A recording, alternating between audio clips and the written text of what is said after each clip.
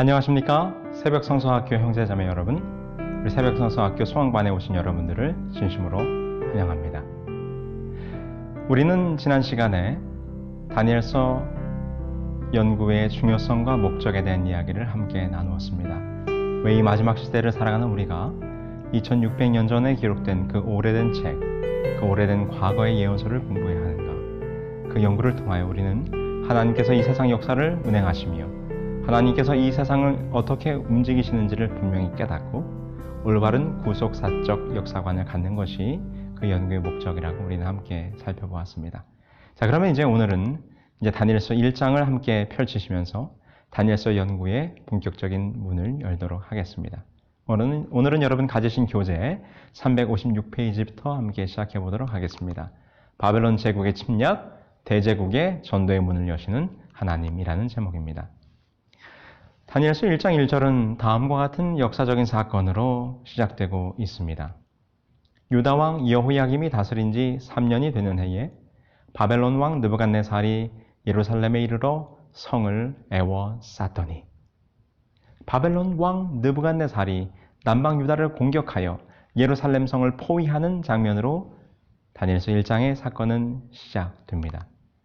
역사적으로 바벨론은 1차, 2차, 3차 세 번에 걸쳐서 예루살렘을 공격하게 되는데요.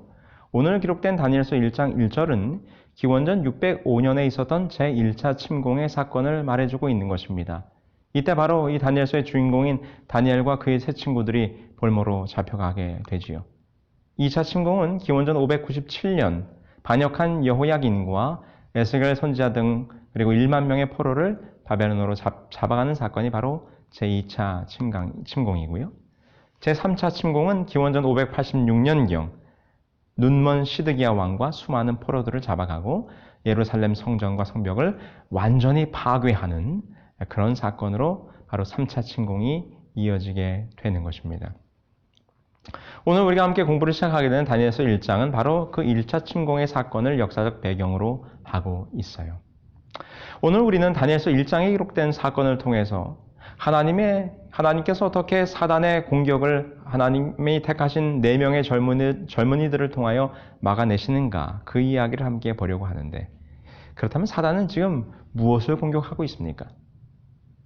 사단은 지금 끊임없이 무엇을 공격하고 있는데 하나님께서 이 4명의 젊은이들을 통하여 이 사단의 공격을 막아내고 있는가? 오늘 우리는 이 다니엘서 1장의 사건을 이 성소의 관점으로 좀 바라보려고 합니다. 우리는 다니엘서 1장을 공부하면서 성소의 관점으로 이 다니엘서 1장을 우리가 풀어봐야 돼요. 왜냐하면 우리 다니엘서 1장 2절의 사건을 함께 보시죠. 오늘 그 사건이 다음과 같이 이어집니다. 주께서 유다 왕 여호야김과 하나님의 전그릇 얼마를 그의 손에 넘기심에 그가 그것을 가지고 신할 땅 자기 신들의 신전에 가져다가 그 신들의 보물창고에 두었더라.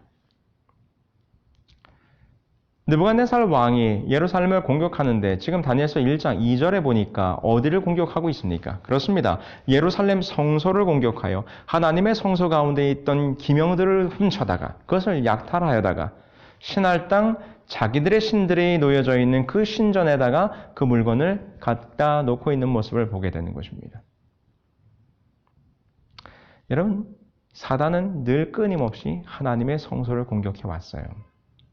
오늘도 이 사건에 보니까 하나님의 전인 성소가 약탈되고 있는 모습이 기록되어 있습니다.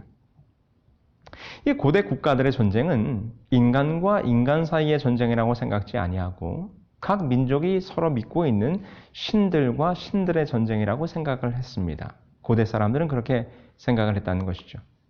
그런데 지금 성소가 약탈당했다는 것은 이스라엘의 신인 하나님이 바벨론의 주신인 누구요? 교재에 설명하고 있는 것처럼 마르둑. 이 마르둑에게 하나님 여호와가 패했다는 것을 의미했다는 것입니다. 겉으로 볼 때 그랬다는 의미인 거죠. 그래서 지금 마르둑 신이 하나님 여호와를 이겨서 하나님의 성소를 약탈하고 하나님의 성소 가운데 있는 기명들을 가져다가 누구의 신전에? 자기들이 믿는 신들이 모여져 있는 그 신전에 그 기명들을 갖다 놨다고 하는 것입니다. 하나님의 성소가 파괴되고 있는 모습을 우리는 보게 되는 것이죠. 그런데 여러분, 우리가 성경의 역사를 볼 때 사단은 계속해서 끊임없이 이 성소를 공격해 왔습니다. 왜 그랬습니까? 하나님이 이 구속의 경륜의 마스터 플랜, 곧 청사진, 하나님께서 이 타락한 인류를 어떻게 구원하실지에 대한 그 구속의 모든 계획들이 다 어디에 담겨 있었습니까? 성소에 담겨 있었어요. 그래서 사단은 끊임없이 이 성소를 증오하고 하나님께서 인류를 구원할 그 모든 계획을 회방하기 위해서 무엇을 파괴해 왔습니까? 성소, 곧 하나님께 드려지는 예배를 파괴해 왔습니다. 왜 그랬습니까? 바로 창세기 3장 15절에 선언된 뱀의 머리를 상하게 할 그 십자가의 구속의 계획이 어디 속에? 이 성소 속에 담겨져 있었기 때문인 것이죠. 그래서 여러분 잘 보세요. 이 인류 역사의 시작부터 사단은 끊임없이 이 성소제도, 곧 하나님께 드려지는 경배와 예배를 교묘히 바꾸려고 시도해 오면서 하나님의 성소를 파괴하고 변질시키려고 노력했다는 것을 우리는 보게 돼요. 그 첫 번째 사건이 어디에 있습니까? 창세기 4장에 기록된 가인과 아벨의 제사입니다. 하나님께 드리는 올바른 제사를 변질시켜서 거짓된 제사로 바꾸었어요. 이스라엘 백성들의 마음속에 끊임없이 우상 숭배를 통하여 하나님께 드려져야 될 예배를 더럽혔습니다. 온 곳에 신당과 산당을 만들어서 하나님께 드려져야 될 경배를 우상에게 드리도록 이스라엘 백성들을 타락시키고 변질시켰다는 것이죠. 지금 오늘 사건을 함께 보십시다. 바벨론 사람들이 하나님의 성소를 약탈했습니다. 약탈한 이후에 그 기물들을 어디로 가져갔다라고 기록합니까? 자기 신들의 신전으로 가져갔다라고 기록하고 있는 것입니다. 여러분, 이 고대 바벨론 사람들이 믿는 그들의 주신은 누구였습니까? 마르둑이었습니다. 그리고 이 마르둑을 모시는 그들의 신전의 이름은 바로 에사길라라고 하는 신전이 있었어요. 그런데 여러분, 재미있는 사실은 그 바벨론의 신전인 에사길라는 하나님의 전인 예루살렘 성전과 그 구조뿐만 아니라 제사 방법도 매우 흡사하게 만들어졌다는 것입니다. 고대 이집트와 바벨론의 종교라고 하는 책 459페이지에 보면 다음과 같이 그 에사길라 신전을 설명하고 있어요. 바벨론의 신전은 솔로몬의 성전과 거의 흡사하였다. 바벨론의 신전도 두 개의 뜰과 제사장들을 위한 방들과 성소와 지성소를 갖고 있었다. 겉모양이 건축미나 설계상의 다양성도 없는 직사각형의 궤짝과 같다는 점에서도 같았다. 심지어 기구의 세목에서도 같았다. 바벨론 신전의 두 제단이 예루살렘 전에도 있고 시은좌며 진설병의 떡상도 그러했다. 이렇게 사단은 하나님의 성소, 그 성소의 의미를 왜곡시키고 변질시킬 그럴듯한 무엇을요? 가짜를 만들었다는 것입니다. 그리고는 그 하나님의 참된 성소로부터 하나님의 성전 기명들을 훔쳐다가 어디에요? 그들이 만들어 놓은 가짜 우상숭배를 위한 그 에사길라 신전 속에 갖다 넣었다고 하는 것이죠. 이렇듯 사단은 끊임없이 하나님께 드려져야 될 참된 예배, 참된 성소를 변질시키고 왜곡해서 우상숭배로, 그리고 어떻게 해요? 모양은 비슷하지만 그 의미와 내용은 전혀 다른 거짓된 예배를 만들어 왔다고 하는 것이죠. 오늘 다니엘서 1장에서도 똑같은 사건이 지금 반복되고 있는 것입니다. 사단은 이렇게 물질로 지어진 실제적 성소를 이렇게 회파했습니다. 그런데 다니엘서 1장에 보면 여기서 끝나는 것이 아닙니다. 사단이 바벨론을 통하여 하나님의 예루살렘 성소를 실제적 성소를 회파하는 것뿐만 아니라 이제는 무엇까지 그렇습니다. 하나님의 산 성전인 하나님의 백성들을 타락시키려고 했다는 것입니다. 바로 하나님의 백성들을 포로로 잡아와서 그들의 마음 성소를 바꾸려고 했다는 것이죠. 고린도전서 3장 16절에 보면 너희는 너희가 하나님의 성전인 것과 하나님의 성령이 너희 안에 계시는 것을 알지 못하느냐라고 기록하고 있지 않습니까? 그러므로 실제적 성소는 예루살렘 성소였지만 영적인 성소는 바로 하나님의 백성, 그들의 마음이 하나님의 산 성전이었던 것이죠. 그래서 사단은 실제적 하나님의 성소를 회파함과 함께 하나님의 영적인 성소인 산 성소인 그 하나님의 백성들을 포로로 잡아가게 된 것입니다. 그리고는 그들의 마음 성소를 바꾸기 위해서 여러 가지 방법으로 하나님의 지식을 없애도록 하기 위해서 이 하나님의 마음 성소를 공격하는 모습이 다니엘서 1장에 기록되어 있어요. 첫 번째로 무엇을 바꿉니까? 사단은 그들이 살아왔던 모든 환경을 바꾸게 됩니다. 다니엘서 1장 3절로 4절에 보면 왕이 환관장 아스부나스에게 말하여 이스라엘 자손 중에서 왕족과 귀족 몇 사람 곧 흠이 없고 용모가 아름다우며 모든 지혜를 통찰하며 지식에 통달하며 학문에 익숙하여 왕궁에 설 만한 소년들을 데려오게 하였고 그들이 태어나고 자라고 왔던 모든 하나님의 땅으로부터 이 젊은이들을 데려다가 이방 나라, 우상 숭배가 가득한 나라로 그들을 데려오는 것입니다. 그들이 살고 있던 모든 환경을 바꾸게 되는 것이죠. 두 번째는 무엇을 바꿨습니까? 언어와 학문을 바꿨어요. 다니엘서 1장 4절에 보면 그들에게 갈대아 사람의 학문과 언어를 가르치게 했다라고 기록합니다. 어릴 적부터 하나님의 언어로 하나님의 율법을 배우며 토라를 공부했던 이 젊은이들에게 이제 이 세상의 학문을 집어넣는 것입니다. 이 세상의 언어를 통하여 그들을 가르치는 것입니다. 그들의 마음의 모든 사상과 지식을 바꾸려고 하는 것입니다. 무엇으로? 세상의 것으로, 우상의 것으로. 세 번째는 그들이 먹는 것을 바꿨어요. 다니엘서 1장 5절에 왕의 음식과 그가 마시는 포도주에서 날마다 쓸 것을 주며 이 왕이 먹는 기름지고 또 부정한 음식들을 다니엘과 그의 세 친구들에게 주었다는 것입니다. 먹는 것이 얼마나 이 영적인 삶에 중요한 것인가를 우리는 이 사단의 공격을 통해서 알 수 있어요. 그들이 무엇을 먹느냐에 따라서 그들의 영적인 상태가 결정된다고 하는 것입니다. 그래서 사단은 그들에게 먹을 것을 바꿨어요. 하나님이 원치 않으신 부정한 음식들로, 기름진 음식들로 바꾸려고 했다는 것입니다. 그리고 네 번째로 또 무엇을 바꿨습니까? 그들의 이름을 바꾸게 되는 것입니다. 그들의 아이디, 그들의 아이덴티티를 바꾸게 되는 것이죠. 그들의 정체성을 말입니다.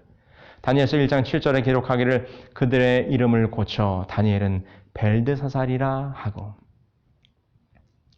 여기 지금 포로로 잡혀온 다니엘과 그의 세 친구들의 이름은 어떠한 이름이었습니까? 다니엘, 하나님은 나의 재판장이시다. 하나냐, 여호와는 은혜로우시다. 미사엘, 누가 하나님께 속하였는가? 아사랴, 여호와께서 도우신다. 이렇게 하나님이 어떠한 분이신가를 드러내는 아름다운 그들의 이름만 불러도 여호와 하나님이 어떠한 분이신가를 증거하는 이 그들의 이름을 바꾸게 됩니다. 벨드사살, 벨이 그의 생명을 보호할 것이다. 사드락, 월신을 경배하는 자. 메삭, 포도주의 여신의 몸바친 자. 아벳느고, 느고의 종. 이름마저 바꾸면서 하나님의 산성전이었던 그 백성들의 마음을 완전히 우상의 것으로 바꾸려고 노력하는 사단의 모습을 보게 되는 것입니다. 무려 몇 년 동안? 3년 동안. 3년을 기르게 하였다라고 다니엘서 1장 5절은 기록하고 있어요. 자, 여러분 잘 보세요. 이런 방법으로 하나님의 산성전인 하나님의 백성들의 마음을 하나님에게서 우상에게로 완전히 돌리려고 사단은 지금 노력을 하고 있는 것입니다. 바벨론을 통하여 하나님의 실제적인 성소를 회파하여 그 성전 기명들을 그들의 거짓 우상 숭배의 신전으로 옮겨갔습니다. 두 번째로 백성들을 포로로 잡아와서 그들을 학문과 지식과 먹을 것을 바꾸면서 그들의 정신과 사고와 사상과 모든 마음을 우상 숭배의 것으로 바꾸려고 사단이 노력하는 모습을 보게 되는 것이죠. 실제적 성소와 영적인 성소, 예루살렘 성소와 하나님의 백성인 산 성소가 모두 공격을 당하는 모습을 우리는 보게 되는 것입니다. 그래서 우리는 다니엘서 1장을 바로 이 성소와 대쟁투의 관점에서 봐야 하는 거예요. 사단은 바로 이렇게 하나님의 성소를 공격하기 시작했습니다. 자, 그렇다면 우리 하나님이 어떻게 하셔야 합니까? 바로 하나님께서는 이런 사단의 공격을 막기 위하여 4명의 젊은이들을 사용하십니다. 다니엘서 1장 8절에 보면 다니엘이 다음과 같이 기록해요. 다니엘은 뜻을 정하여 왕의 음식과 그가 마시는 포도주로 자기를 더럽히지 아니하리라 하고 자기를 더럽히지 아니하도록 환관장에게 구하니. 다니엘은 드디어 자기들의 마음을 바꾸려고 하는, 자기들의 마음 성소를 회파하려고 하는 이 사단의 세력에 당당히 뭐라고 말하는가? 뜻을 정하여 그 사단의 뜻을 거부하고 하나님의 뜻을 그 마음 가운데 두기 위해서 결심하는 모습을 보게 됩니다. 여러분, 이때 다니엘의 나이가 몇 살쯤 된 것으로 여러분 생각하십니까? 그렇습니다. 우리가 보통적으로 알고 있는 것처럼 다니엘은 이때 나이가 10대 후반의 젊은 청소년이었는 것으로 우리는 기록하고 있습니다. 한 18살쯤으로 우리는 생각하고 있어요. 그리스의 역사가 크세노폰의 기록에 의하면 고대 시대에 고대 왕국에서 젊은이가 왕 앞에 나아가기 위해서는 적어도 17살은 지나야 왕궁의 부르심을 받을 수 있었다라고 기록하고 있습니다. 그러므로 오늘 우리는 이 다니엘이 바벨론 왕궁에 들어간 것으로 봐서는 그건 적어도 17살, 아마 한 18살쯤 된 것으로 우리는 생각하고 있는 것이죠. 그런데 여러분 생각해 보십시오. 이 어린 소년이 당당하게 그 사단의 뜻 앞에 맞서서 노라고 이야기하는 것입니다. 나는 내 마음에 하나님의 뜻을 두겠다라고 결심하고 있는 것이죠. 뜻을 정했다라고 그가 말하고 있는 것입니다. 사단이 그들의 마음을 공격할 때 다니엘은, 그 친구들은 하나님의 뜻을 정하여 사단의 공격에 맞서는 모습을 보게 되는 것입니다. 그러면서 다니엘은 다음과 같이 환관장에게 청해요. 뭐라고 말합니까? 다니엘서 1장 12절이죠. 청하오니 당신의 종들을 열흘 동안 시험하여 채식을 주어 먹게 하고 물을 주어 마시게 한 후에 비교하여 보아서 당신이 보는 대로 종들에게 행하소서. 여기 보니까 물과 채식을 달라고 이야기합니다. 여기 채식에 해당하는 히브리어 용어는 하제루임이라고 하는 말인데 이것은 곧 씨앗, 곡류를 의미하는 거예요. 그래서 이 말을 우리는 볼 때 무엇이 떠오르는가 하면 하나님께서 세상을 창조하시고 인간에게 처음으로 허락하신 음식이 뭐예요? 씨 가진 열매 맺는 나무와 씨 맺는 채소. 바로 지금 다니엘이 요청한 음식은 하나님께서 인간을 창조하시고 처음 그들에게 허락하신 하나님의 그 첫 번째 식사, 씨 가진 열매, 씨 가진 채소를 달라고 했다는 것입니다. 바로 하나님께서 인간들이 타락하기 이전에 사람들을 위하여 준비해 주신 가장 이상적인 음식이 무엇인가를 지금 다니엘이 우리들에게 보여주고 있는 것이죠. 그것은 과일과 씨앗과 물이에요. 여러분 참 맹랑하지 않습니까? 감히 왕의 환관장에게 시험해 볼 것을 제안하고 있습니다. 그런데 여기서 놀라운 것은 우리는 이 다니엘의 말 속에서 그들이 얼마나 확고한 믿음을 가지고 있었는가를 보게 돼요. 그들은 어려서부터 그들의 구약 성경을 통하여 어떤 식품이 그들의 건강에 좋은지를 잘 알고 있었어요. 그리고 그렇게 먹어왔고 그렇게 자라왔어요. 그러면서 그들은 담대히 말하기를 10일간 시험하여 보라라고 요청하고 있는 것입니다. 여러분 만약에 열흘 후에 다른 젊은이들과 비교하여 봐서 별 다른 게 없다면 그들이 어떻게 되겠습니까? 그런데 다니엘은 용감하게도 열흘 동안 시험하여 보라라고 이야기하는 것입니다. 그것은 하나님을 절대적으로 신뢰하고 있었다는 이야기예요. 그들의 믿음이 얼마나 확고하고 확신에 차 있었는가를 우리들에게 보여주는 것입니다. 그들의 확실한 믿음과 용기를 보여주고 있는 것이죠. 여러분들은 어떻습니까? 그들의 확신과 용기를 우리 얼마나 담고 있습니까? 그들은 얼마나 확신 있게 용기 있게 하나님의 말씀을 믿고 있는가? 우리는 여기서 다니엘과 그의 친구들의 믿음이 얼마나 훌륭했는가를 돌아보게 되는 것입니다. 자, 그럼 그 다음 이야기가 어떻게 되는지 보실까요? 그 시험의 결과가 어떻게 되었습니까? 다니엘서 1장 15절과 17절과 20절에 기록하기를 열흘 후에 그들의 얼굴이 더욱 아름답고 살이 더욱 윤택하여 왕의 음식을 먹는 다른 소년들보다 더 좋아 보인지라. 하나님이 이 네 소년에게 학문을 주시고 모든 서적을 깨닫게 하시고 지혜를 주셨으니 다니엘은 또 모든 환상과 꿈을 깨달아 알더라. 왕이 그들에게 모든 일을 묻는 중에 그 지혜와 총명이 온 나라의 박수와 술객보다 10배나 10배나 나은 줄 아니라. 여러분 놀라운 결과였습니다. 그들이 하나님의 말씀에 순종하여 채식과 물을 통하여 왕 앞에 섰을 때 하나님께서는 그 하나님의 말씀에 순종하기로 결심한 다니엘에게 축복하셔서 다른 이들보다 용모가 훨씬 아름다울 뿐만 아니라 모든 학문과 꿈과 환상을 깨닫게 하는 능력을 주셔서 다른 모든 이들보다 10배나 뛰어난 놀라운 탁월함을 보여주고 있는 모습을 우리는 보게 되는 것입니다. 여러분, 우리는 다니엘서 1장의 사건을 통해서 사단이 예루살렘 성소를 공격하여 하나님의 성소를 파괴하는 모습을 보았어요. 그리고 하나님의 백성들을 잡아다가 그들의 학문과 그들의 언어와 그들의 이름을 바꾸며 음식물을 바꾸면서 그 마음 성소를, 하나님의 마음 성소를 파괴하려고 하는 모습을 보았어요. 그러나 하나님께서는 이 다니엘과 그의 친구들, 3명의 친구들을 세우셔서 하나님의 성소를 보호하고 하나님의 뜻을 품은 자들이 어떻게 하나님의 축복을 받는지를 보여주셨습니다. 여기서 참으로 제 마음속에 감동이 되었던 것은 다니엘이 뜻을 정했다라는 말입니다. 오늘 한글 성경에는 다니엘이 뜻을 정하여라고 기록되어 있지만 이것을 히브리어 원어대로 그대로 지역한다면 뭐라고 번역할 수 있는가?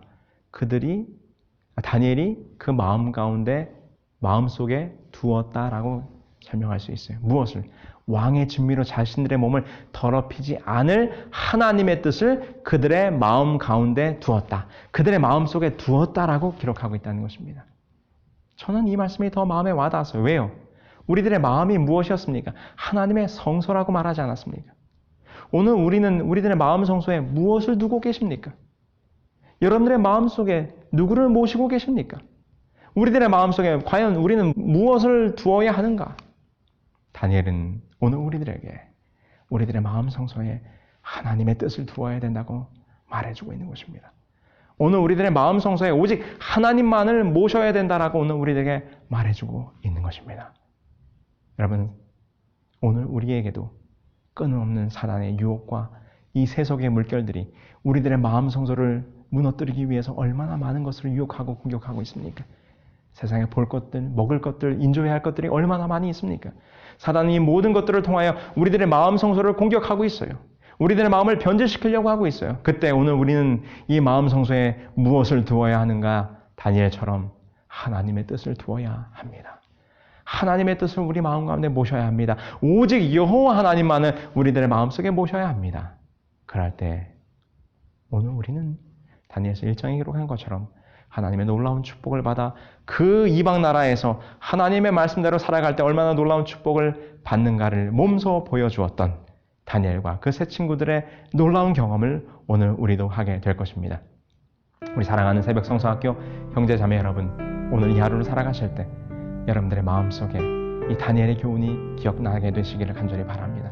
오직 여러분들의 마음속에, 우리의 마음속에 하나님의 뜻, 하나님만을 모시심으로 우리들의 마음 성소를 이 무서운 세속의 물결에서 지켜내시고 그 하나님의 뜻을 모실 때 하나님으로부터 받는 놀라운 축복을 다니엘처럼 받으시는 저와 여러분들이 되기를 간절히 소망합니다. 다 함께 기도하실까요? 하늘에 계시는 저희들의 아버지 하나님, 오늘 다니엘서 1장을 통하여 사단은 끊임없이 하나님의 성소를 공격하지만 하나님께서는 하나님의 택하신 백성을 통하여 그 사단의 무리를 물리치시는 모습을 보았습니다. 오늘 그 말씀의 교훈을 삼아 우리들의 마음 속에, 우리들의 마음 성소에 무엇을 모셔야 하는가? 오직 하나님만을. 하나님의 뜻을 우리 마음 속에 두므로 우리들의 마음 성소를 이 세속의 물결로부터 지키고 하나님의 편에서 하나님의 백성으로 승리하는 우리 모두가 될 수 있도록 인도하여 주시옵기를 사랑 많으신 예수 그리스도의 이름으로 기도합니다. 아멘.